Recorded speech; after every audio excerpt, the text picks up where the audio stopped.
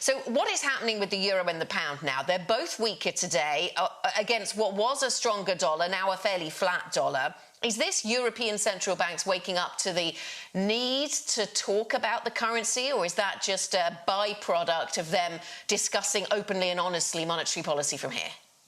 Well, morning, Anna. Morning, Tom. Welcome live from my quarantine in the kitchen after a France trip.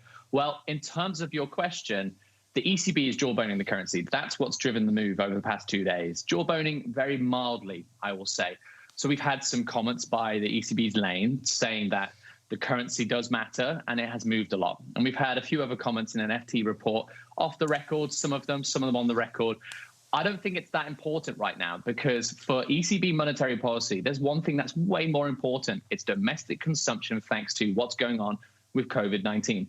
The trade aspect will impact their inflation forecast. It will impact their growth forecast. And that's what they're talking about, which is it's not hypothetical, but it seems a bit academic considering the massive hit to growth you get from COVID-19 and the smaller hit to growth you'll get from the currency aspect.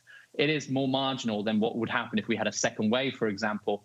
So what my thoughts are is that essentially we've had a massive run higher in the euro, Anna, and we're having some profit taking here because why not? We've gone from essentially 110.50 when most folks started to get into this trade. We went to 120. We've had a 10 to 12 big figure move depending on where you got in.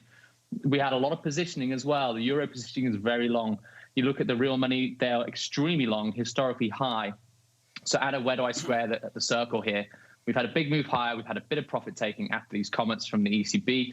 Next week, we've got their meeting where there's actually some pricing for perhaps a tilt of a dovish turn. Some may be looking for QE to be expanded. Not next week, I would add, probably more like December for those folks who are looking for that, and 9 basis points of rate cuts priced in over the next 12 months.